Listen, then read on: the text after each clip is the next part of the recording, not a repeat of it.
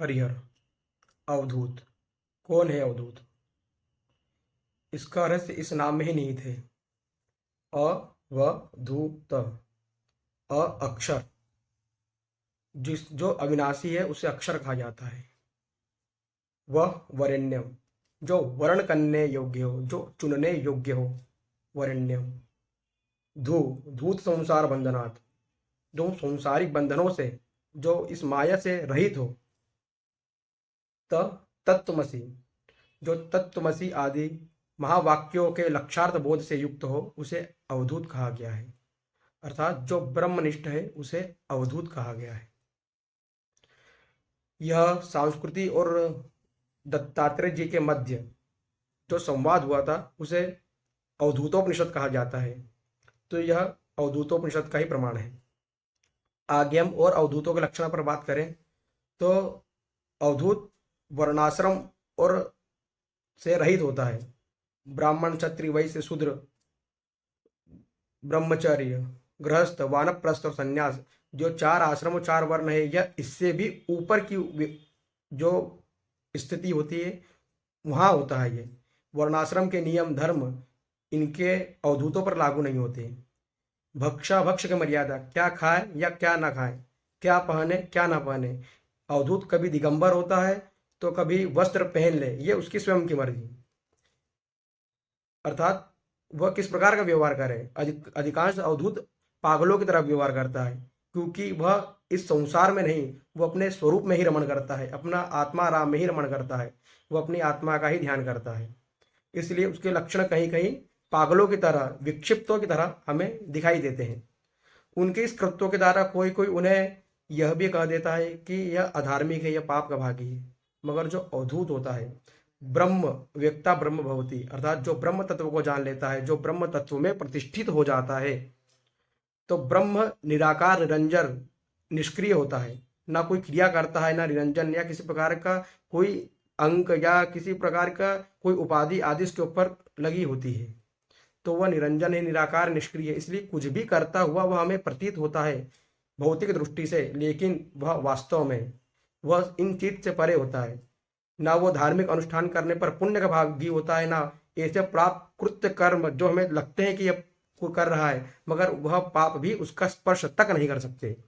जिस प्रकार जो सूर्य होता है वह सभी रसों का ग्रहण करता है, सभी तीर्थों की, नदियों, सभी प्रकार के विभिन्न जलकूपों का वह रस ग्रहण करता है, और अग्नि भी जिस प्रकार समस्त पदार्थों और द्रव्यों का भक्षण कर लेती है, उसके पश्चात भी वह पवित्र ही माने जाते हैं। उस प्रकार सन्यासी भी समस्त संसारी विषय भोगों का उपभोग करते हुए भी वह उनसे पृथक है, उनसे अलग है। यह उसके द्वारा जो जनित पाप पुण्य है वह उस अवधूत, उस महायोगी को कभी स्पर्श तक नहीं कर सकते, क्योंकि न पुण्यम न पापम।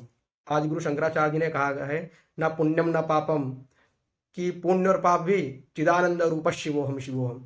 जो शिव तत्वों में प्रतिष्ठित हो जाता है, जो अपने आत्मस्वरूप में प्रतिष्ठित हो जाता है और जो सदैव उसका ही रमण करता रहता है, वह महायोगी महाअवधूत इन सभी चीजों से परे हो जाता है। ना धर्मो न कामो न मोक्ष, इस प्रकार का निर्वाणाष्टकम में भगवान शंकराचार्य जी कह रहे हैं। तो वो ना धर्म होता है, ना वेद होता है, ना यज्ञ होता है, ना पाप, ना पुण्य, ना मोक्ष, इन सभी से परे वो अपने तत्व में प्रतिष्ठित हो जाता है। और छांदोग्य उपनिषद में आया है ब्रह्म व्यक्ता ब्रह्म भवती। जो ब्रह्म तत्व को जान लेता है, जो ब्रह्म का साक्षात्कार कर लेता है, जो अपने स्वरूप को जान लेता है, वह सदैव वो खुद ब्रह्म ही हो जाता है।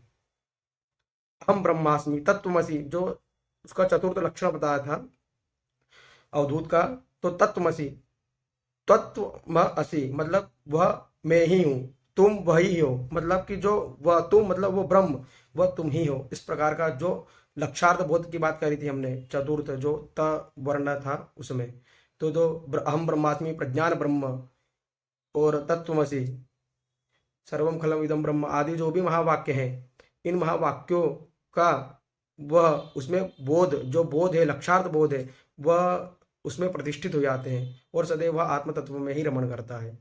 और जो योगी होता है तो वो जो अपने आत्म तत्व का चिंतन करता है, तो तो वह चिंतन करता हुआ ही वह उसका अश्वमेध यज्ञ है, महायज्ञ है। उसे अन्य कोई भी कार्य करने की ऐसी आवश्यकता नहीं है। ना किसी का भजन करने की आवश्यकता है, ना किसी की पूजन करने की आवश्यकता है, ना कोई अनुष्ठान करने की आवश्यकता है, क्योंकि यह सभी जो धर्म कर्म आदि अनुष्ठान है वह हमें अपने स्वरूप के ज्ञात कराने के लिए ये बहिरंग और अंतरंग साधन होते हैं। और जब वो लक्ष्य की प्राप्ति हो जाती है तो इस साधनों की कोई आवश्यकता नहीं होती।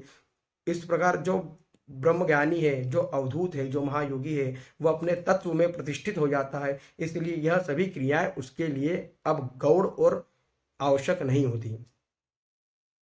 तो अवधूत का यही लक्षण है कि वह क्या खाता है, क्या पीता है, कैसा रहता है, या धार्मिक कृत्य या शास्त्रीय कृत्य करता है या ना करता है, यह सभी चीज से परे वह अपने ब्रह्म स्वरूप में प्रतिष्ठित होता है, उसे ही अवधूत कहा जाता है।